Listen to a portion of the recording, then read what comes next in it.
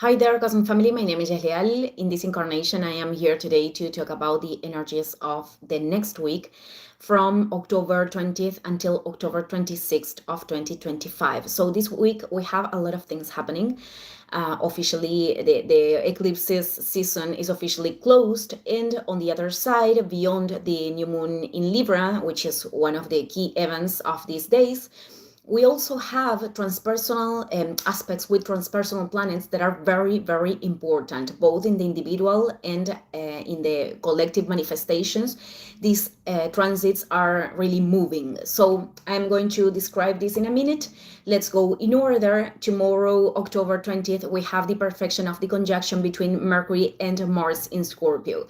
This is perfected tomorrow, but I mentioned this the last week. They are walking together and they are going to continue doing so in the next days. Mercury responds to the mental function, the acquiring and transmitting information, among other things. And Mars is the masculine function of the action, the direction that we assume that we take in our experience. So this, as this conjunction is given in Scorpio, could be on one side understanding from a very deep place what kind of decisions are necessary right now. And we are talking about very transformative actions. There is an energetic and emotional comprehension of why is necessary assuming that path.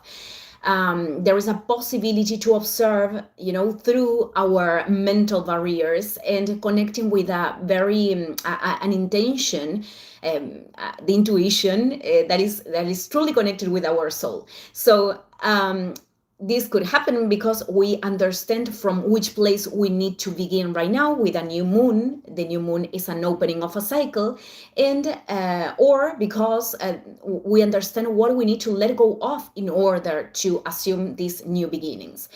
And also this conjunction has this great potential of resilience to go through situations that perhaps are calling us to let go, to allow to die a part, an aspect of ourselves, or that could represent, certain challenge. For other people, this is about approaching with great enthusiasm and passion, feeling pretty invested and emotionally invested in their projects. So we have to remember that they are doing this great grand trine of water with Jupiter in Cancer and Saturn retrograde in Pisces. So we are talking about assuming the responsibility to close certain cycles so we can impulse this growth, or recognizing in which places it's important to keep investing with commitment so that construction can be expanded. The trines with Mercury and Jupiter in Cancer and Saturn retrograde in Pisces are going to be perfected on October 24th and 25th. So this grand trine is part of the whole week. In its shadow polarity, because everything has its lights and its shadows, this conjunction could also imply certain obsessive focuses. If we are not evaluating things from a conscious space, if we are not evaluating from which places we are acting, we could take decisions from emotional, sexual, material attachments. Could also, this is a Scorpio. This could also imply situations with other people, could be conversations that are, removing shadow in us, and that could lead us to react. Mars in Scorpio is the most strategical positions of Mars. It is not, the impulsivity that could have a Mars in Aries, for example, but the reaction could be linked with a manipulative answer, or it could be, staying with their resentment and, thinking once and again about the situation, but without taking the responsibility of which is the thing that is being activated by that external situation. So it is very important, the part of going inwards and understanding what impulses us to take certain actions, especially when the anger is manifesting. Right. On October 21st, beyond the new moon, Mercury starts its period, its shadow period. Today I'm talking backwards. Okay, that goes until November 9th. This means that Mercury is going through the mathematical degrees that is going to review later in the retrogradation.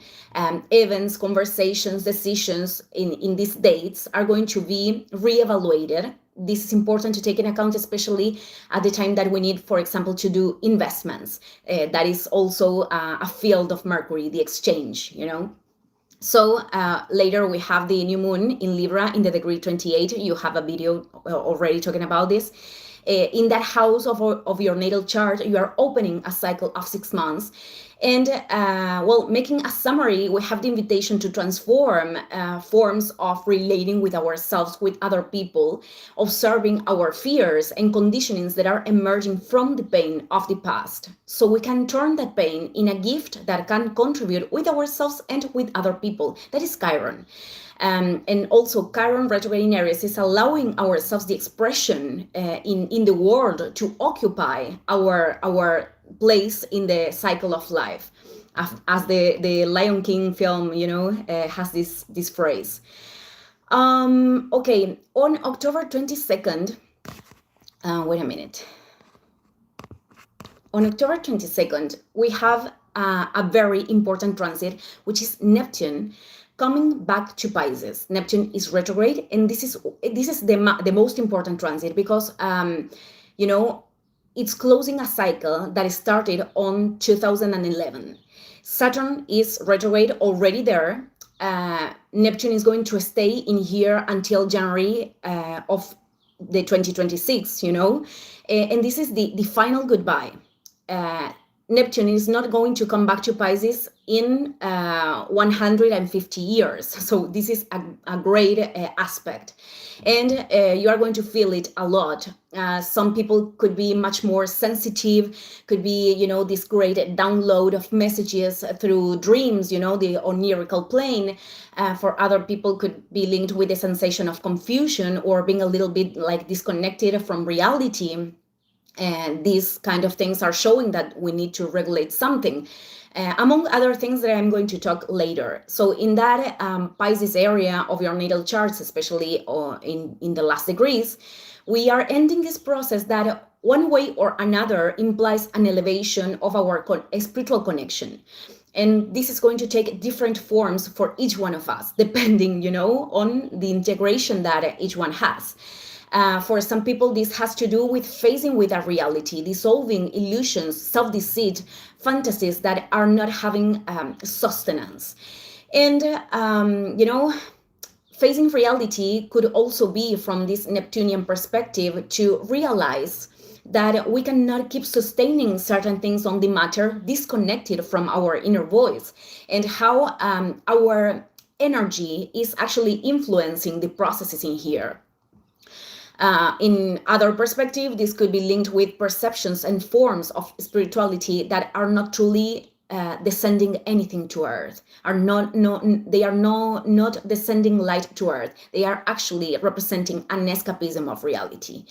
And this is, a distortion of Neptune. And as I said, Saturn is already there. We have to take in account this transit with both of them in contact. So for some people, this is about making decisions with a lot of responsibility regarding constructions they have sustained, perhaps to give an end to those constructions, or in other level could imply integrating a lesson of maturity. But this is not something new. This is something that has been presented along the whole transit. So we are going to see great endings, of course, in the collective. For example, the other day I saw that MTV is turning off the signal. It is closing the transmission, and it was a channel initially of musical videos. So the art, the music, films, all of that are topics linked with Neptune and Pisces. So we will see what happens. Okay, on October 23rd, the Sun enters Scorpio. We end the Libra season. And the square with Pluto in Aquarius is intensified. This is active, from the last degrees of Libra, but at the moment that the Sun enters in Scorpio, perfects this. So we are beginning this season with the calling of gaining back our power if we were seeing that to a situation that was draining our energy.